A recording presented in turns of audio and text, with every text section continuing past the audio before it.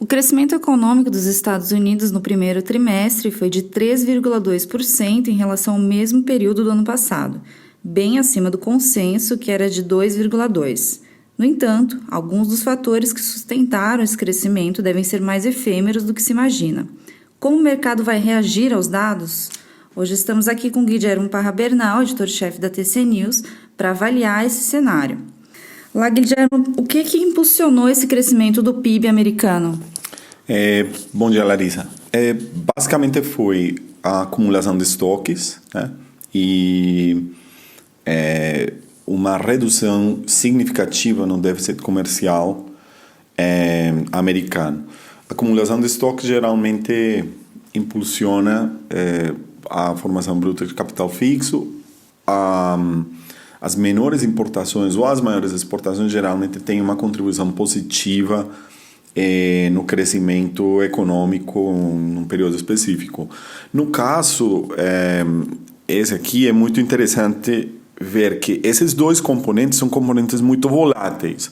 Só que quando você soma as contribuições do aumento de estoques e do aumento nas exportações líquidas, por dizer assim, é a maior contribuição para o crescimento econômico americano em 6 anos.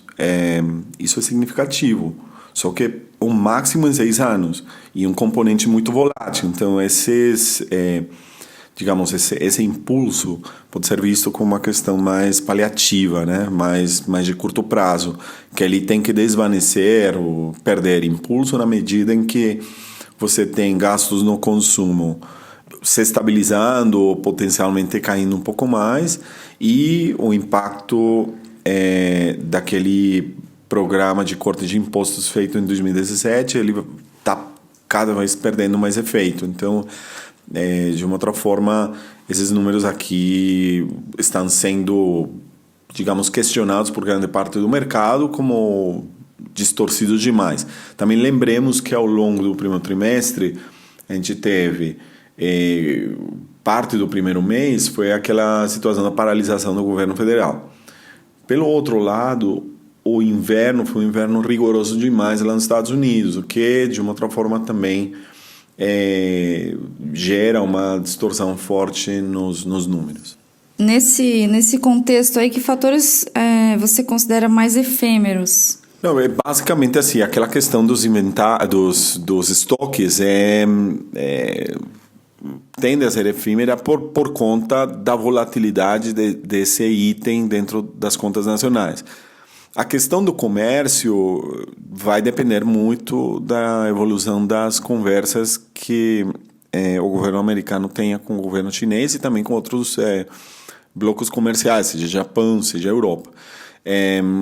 De uma outra forma, a queda nas importações não só reflete um gasto menor do consumidor, mas ao mesmo tempo reflete a queda nas importações vindas da China por conta das sobretaxas comerciais impostas lá no ano passado, meados do ano passado.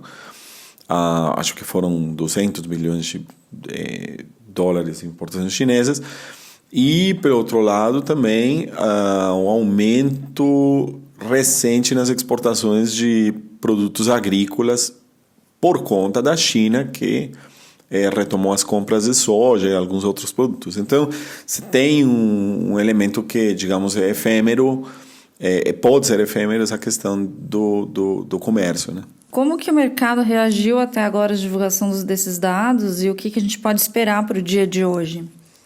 Então, em geral, o mercado, antes da divulgação, estava num tom de cautela, de aversão ao risco. Isso porque, basicamente, a percepção que, de uma outra forma, se materializou é que a economia americana realmente está, mesmo desacelerando ela está se comportando de uma forma melhor que outras economias fortes como a europeia e a japonesa, né? Então, isso estava impulsionando o dólar e reduzindo o rendimento nos treasuries de 10 anos. Basicamente, quando o rendimento cai, quer dizer que o preço do título, seja o apelo, o atrativo do título, sobe. O que aconteceu? Saíram os números, houve uma aceleração muito forte no dólar e uma queda muito abrupta nesses rendimentos treasuries, mas depois digamos, essa tendência reverteu especificamente no dólar. O que quer dizer? O mercado deve ter feito uma releitura do número, achando que esse número é um número cheio de distorções, como eu descrevi na sua primeira pergunta.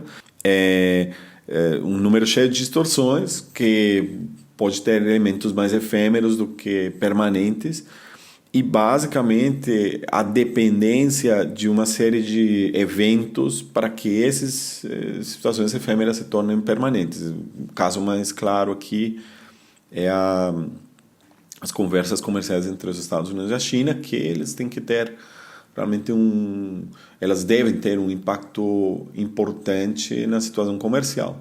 Só que isso só se materializa daqui a um tempo, daqui a 1 ano, 2, 3 anos, né? Isso não é imediato. Tá certo, Guilherme. Obrigada pela tua presença aqui. Obrigado, Larissa. Por hoje é só. Fique com a gente. Até mais.